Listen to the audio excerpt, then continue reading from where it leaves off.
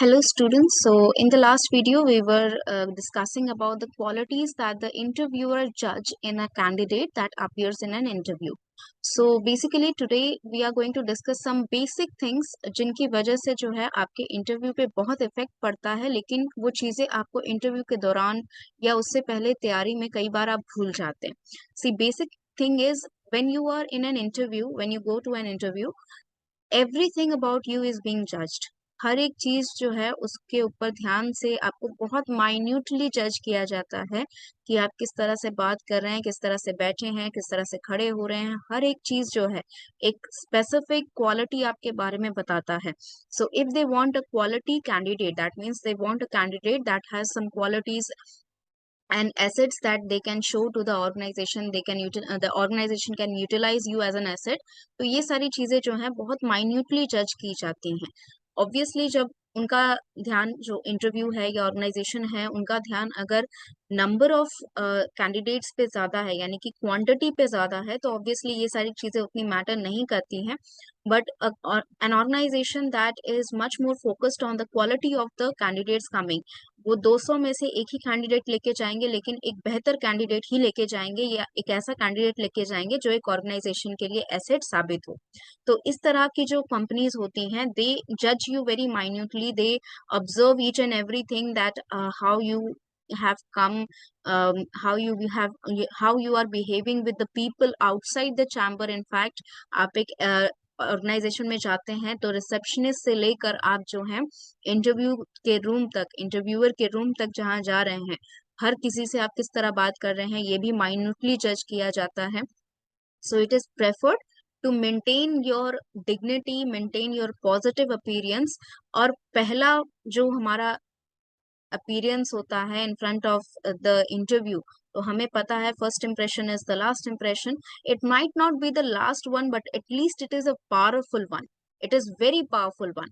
Like अगर आप पहले ही दिन जो है आप किसी कंपनी में काम करने जा रहे हैं और first day you are like behaving very rudely, arrogantly, then it is for sure that your image will be created as a rude and arrogant person. अगर वो आपको तुरंत नहीं निकाल रहे हैं, those are might be because they are giving you a free uh, way to like you have some other qualities that they want to utilize.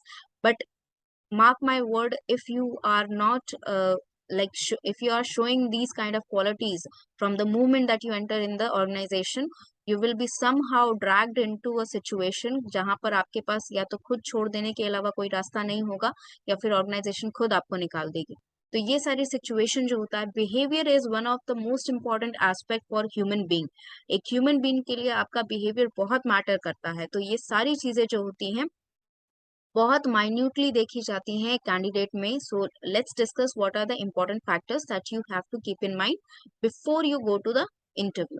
So first thing is appearance and gait means manners. आपके जो मैनर्सम रहेगा वो सारी चीजें, यानी कि appearance आपका बहुत इंपॉर्टेंट होता है. अपीयरेंस देखिए, आपने ये चीज तो नोटिस की होगी, कोई भी पर्सन अगर इंटरव्यू के लिए जाता है वो ढंग से तैयार होके ही जाता है. Like they have an iron shirt, they will put on a tie, they will like sleek down their hair.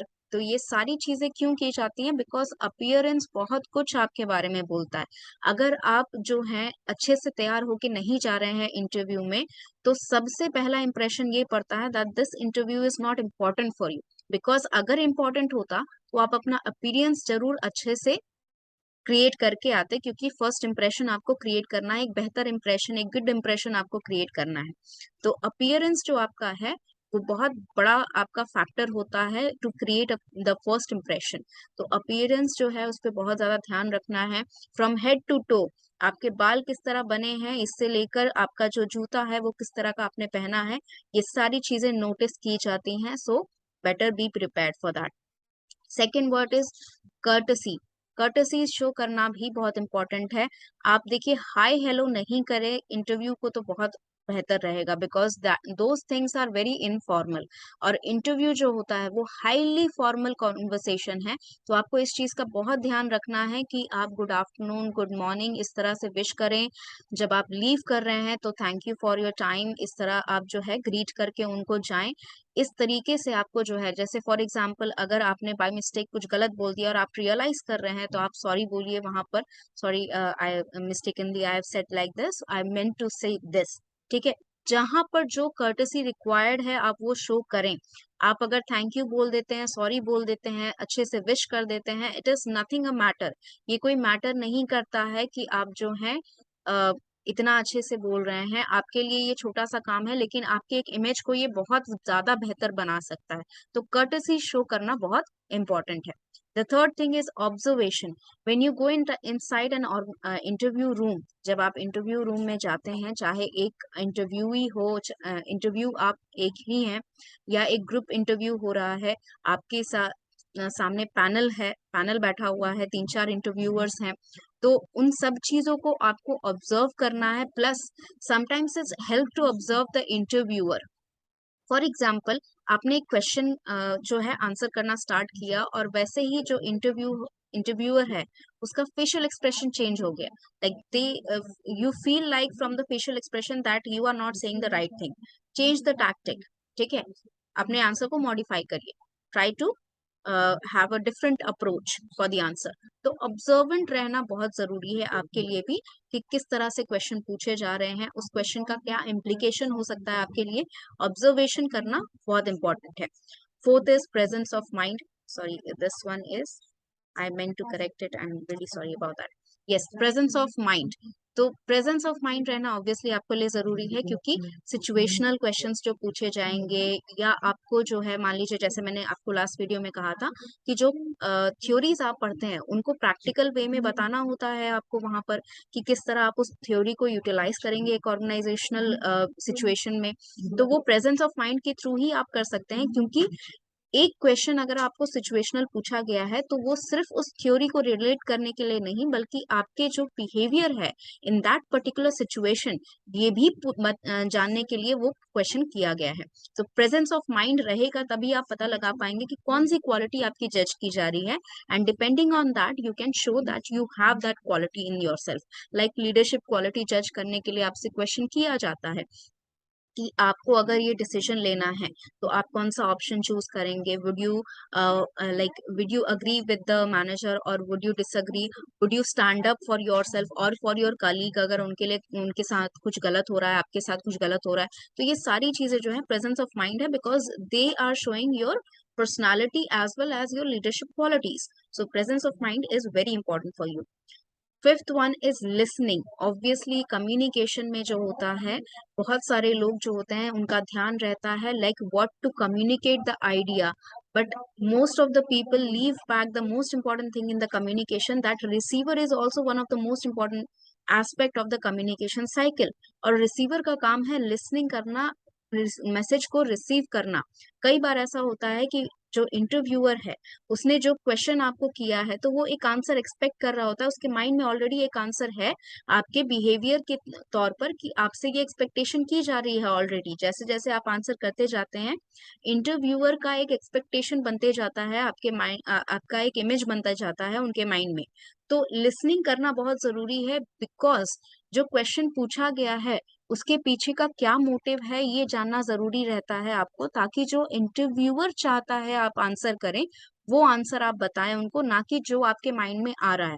इससे क्या होता है, कई बार जो कैंडिडेट होता है उसके पास आंसर तो है, लेकिन किस तरीके से आंसर करना है या क्या प्रोस्पेक्ट पे ज्यादा भार देना है, किस प्रोस्पेक्ट पे लाइकली उसको प्रेजेंट करना है, ये सारी चीजें जो होती हैं ये आप क्वेश्चन को सही तरीके से सुनेंगे तभी आप आंसर कर पाएंगे। So listening is also important for you. And pointed response also sometimes, कभी कभी नर्वसनेस में बहुत सारे कैंडिडेट्स की आदत होती है कि वो आंसर जो होता है, अगर रट रटा के आए हैं तो पूरा आंसर एक ही बार में बोल ही देंगे, अगर नहीं भी रटे हैं तो जो भी दिमाग में आता जाता है, मतलब मान लीजिए अगर इंटरव्यू है, जैक मैंने आपको एक वीडियो में बताया भी था, जो इंटरव्यूअर होता है वो आपको एक्सप्रेशन बहुत कोशिश करता है कि आपको शो ना करे। ठीक है, क्योंकि उनके एक्सप्रेशन से जो है आपको पता चल जाता है that whether your answer was correct और incorrect, and they try to uphold their expression as neutral as they can. ठीक है, बहुत न्यूट्रल रखने की वो कोशिश करेंगे। तो पॉइंटेड रिस्पॉन्स क्या होता है, इसका मतलब कि जितना क्वेश्चन पूछा गया है आप उतना ही जवाब दे। इससे क्या होता है कि आपके जो क्वेश्चंस है ना वो ज्यादा कॉम्प्लिकेटेड नहीं हो जाएंगे, क्योंकि इंटरव्यूअर के माइंड में भी एक सेट ऑफ क्वेश्चंस होता है जो पूछना कंपलसरी है। उस टाइम ड्यूरेशन में, अगर जैसे 30 मिनट्स का जो आपका एवरेज टाइम ड्यूरेशन है इंटरव्यू का, अगर उस 30 मिनट्स में जो उनके लिस्टेड कॉमन क्वेश्चंस हैं वो खत्म हो जाते हैं उस बीच, तो वो ऑब्वियसली कुछ कॉम्प्लिकेटेड क्वेश्चंस आपको दे ही देंगे जो एट द मोमेंट उनके दिमाग में आ रहे हैं, and that can be something very complicated because they have a specific answer in their mind when they think about the question itself, और वो आंसर कर पाने में कई बार कैंडिडेट मार खा जाते हैं। सो पॉइंटेड रिस्पॉन्स करने से क्या होता है कि जो क्वेश्चंस उनके माइंड में ऑलरेडी है वो क्वेश्चंस वो बारी बारी करके पूछेंगे। सो टाइम ड्यूरेशन में जितना कंपलसरी क्वेश्चंस है वो आंसर हो जाएगा, और कोई बहुत ज्यादा कॉम्प्लिकेटेड क्वेश्चंस आपके सामने नहीं रखे जाएंगे। So pointed response give them a ideology that what exactly would be the next question. Okay, concealing and revealing. Concealing का मतलब होता है छुपाना, रिवीलिंग का मतलब होता है दिखाना। तो concealing and revealing are basically this particular concept is related to your personal information. Basically कई बार होता है ऐसा कि आप जब कुछ बात कर रहे होते हैं या कुछ क्वेश्चंस आपसे इंटरव्यूअर पूछ रहा होता है, तो कुछ पर्सनल एस्पेक्ट आपका आ जाता है and they try to question it about. तो क्योंकि ये पर्सनल है तो आपको पता है कि it is within your right that you can refuse to answer that. तो कई बार ऐसा होता है कि आपको ध्यान रखना है कि जब आप आंसर कर रहे हैं तो जितना आंसर करना चाहिए, फॉर्मली जितना आपको बताना चाहिए उस क्वेश्चन में उतना ही बताना है। In the flow you can not include some private information about yourself, क्योंकि ये जो होता है ये आपका कंट्रोल नहीं है अपनी बातों पर, ये दिखाता है, और ये चीज सही नहीं है। It kind of creates an image of yourself your in your interviewer's mind that you can conceal the information to everybody. आपके सामने कोई कॉन्फिडेंशियल इंफॉर्मेशन नहीं रखी जा सकती है, क्योंकि आप बात करते करते कोई भी इंफॉर्मेशन दे देंगे किसी को। So concealing and revealing means you need to know that what information to put forward in the interview and what to conceal back. कितना आपको अपहोल्ड करके रखना है, विदहोल्ड कर देना है इंटरव्यू में, ये आपको पता होना चाहिए। Next one is directing the course of interview. देखिए बहुत हद तक होता है कि इंटरव्यू का जो कोर्स होता है वो इंटरव्यूअर के हाथ में होता है, वो किस तरह क्वेश्चन करेगा, आपको किस तरह गाइड कर रहा है, कौन से क्वेश्चन से वो अलग अलग सब क्वेश्चंस निकाल रहा है। फॉर एग्जांपल आपने जो है उनको आंसर किया for the question of what is your strength, तो उनसे जो है वो 2 या 3 क्वेश्चंस उससे वो स्प्राउट कर गए, तो उससे वो पूछने लगे। तो वो डायरेक्शन जो होता है हर बार जो होता है most of the time interviewer के हाथ में होता है। But sometimes if the interviewer is lenient, अगर वो चाहते हैं कि आपकी बेहतर क्वालिटी देखे या लीडरशिप क्वालिटी देखना चाहते हैं, पर्सनालिटी ट्रेट्स देखना चाहते हैं, तो कई बार जो होता है आपके हाथ में जो है इंटरव्यू का कोर्स दे दिया जाता है। यानी कि बेसिकली आपको या तो ऑप्शन दे दिया जाएगा या फिर आपके पास एक स्पेसिफिक सिचुएशन आएगा जहां पर आप अपना चॉइस दे सकते हैं।